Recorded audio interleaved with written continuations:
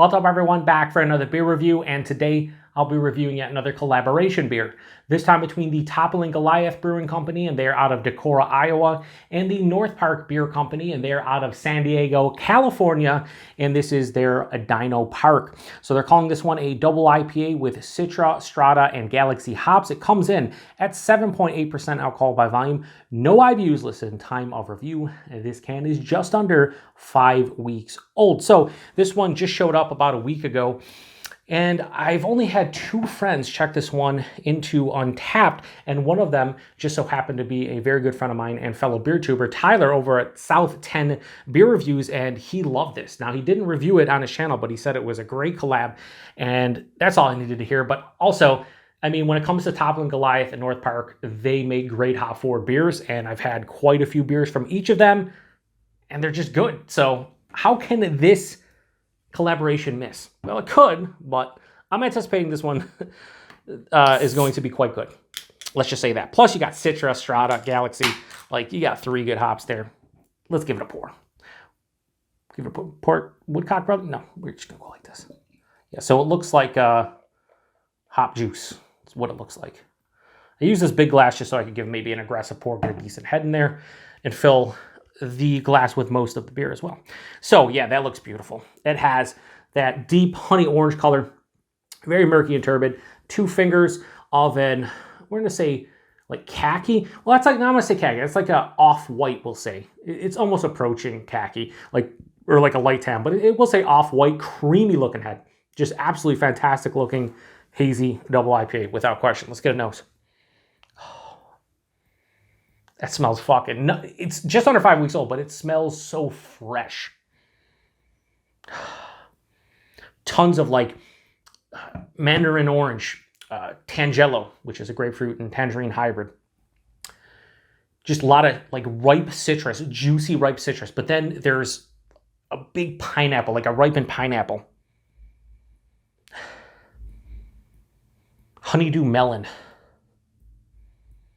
A nondescript berry. With Strata, a lot of times people get strawberry. I don't really get strawberry too much with Strata. I do get berry a lot of times, but it doesn't like seem like it's strawberry to me. It's just like, yeah, I can see somebody say that's a red berry of some sort. Sure. Strawberry? Okay.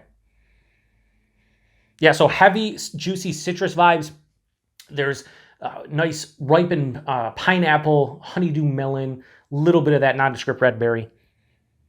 And then there's this really solid and firm herbaceous, like floral tone. It's not really too dank. It's more like herbaceous and floral. Maybe somewhat earthy. This smells killer. I mean, this smells like a top tier double IPA, honestly. It really does. So I hope the taste follows the nose. Let's get into it. Cheers, everyone.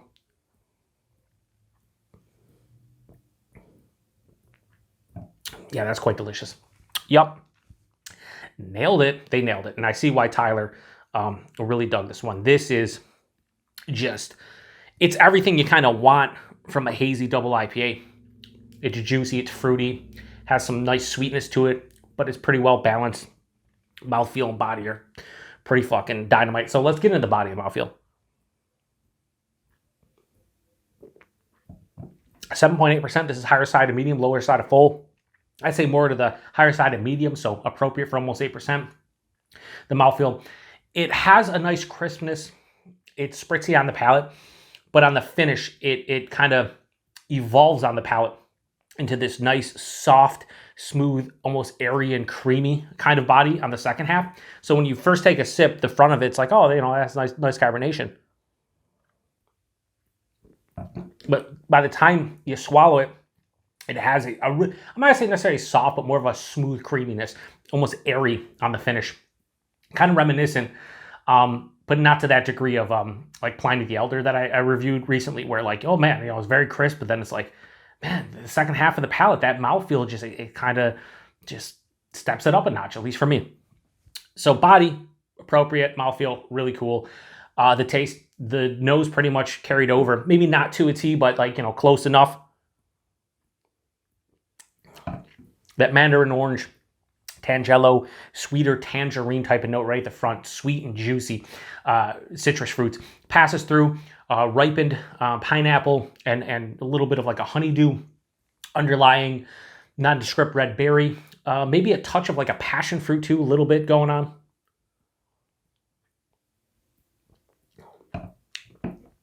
Second half of the palate, it's herbaceous, floral, a bit earthy, not real dank in this beer, I don't think.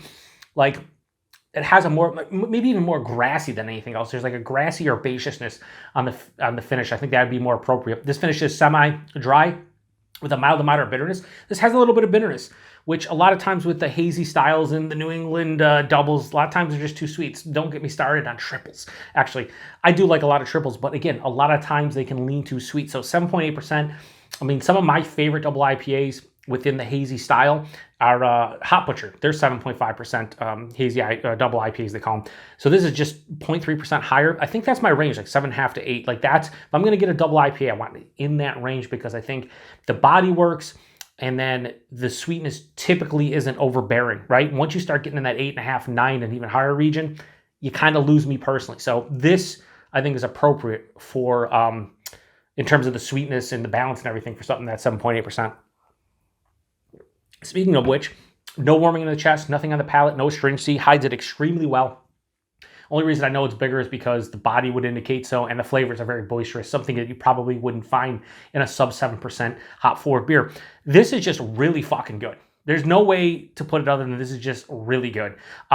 It's just under 5 weeks old, and it's drinking phenomenal right now. Like it's fucking, this is tasty. Like it really is. So Dino Park, collaboration between Toppling Goliath and North Park. A lot of times collaborations go sideways for me. A lot of times I'll pick them up and be hyped and be like, oh, those are two monster breweries. It's going to be a fucking great beer. And then it's just like, it's okay. This, on the other hand, this hit the nail on the head. They did a great job with this. So I have no problems giving this beer right here. I'm going to give this a straight 4.5 out of 5. Can't go much higher, can't go much lower. I think it's great, and you love the artwork. They do have a spiel here. Welcome to Dino Park, a collaboration between Toppling Goliath Brewing Company and North Park Beer Company. Strap yourself into this roller coaster of flavor with bright twists of Citra and rapid turns of Strata Hops. You'll be spun into another galaxy of hop deliciousness. Please keep your hands and mouth attached to this can at all times. Go a little crazy. Go a little crazy, Toppling Goliath collaboration right there, as you can see. Between the two, yeah, they nailed it. So 4.5 out of 5. Price point, I think this was like $22 a 4-pack. In my neck of the woods, I paid like $5.70 something for that can. Yeah, I mean, it's worth it. 4.5 out of 5. Would I like to see it more like $20 4-pack? Sure, but I'm not complaining. And availability. Wherever you see Toppling Goliath, you probably should see this one, especially if you get like a lot of their offerings. We do here. We see a lot of different series from them. So I was not surprised when they showed up at all. But if you see most of their regular offerings, you probably should see this and probably have already seen this by the time you watch this review. So if you've had this one before, let me know what you think about it. Post in the comment section. I want to hear what your thoughts on this one are. I think they just did a great job with it. It does, as I took a couple sips and I'm sitting here, maybe it does lean a little bit sweeter at times,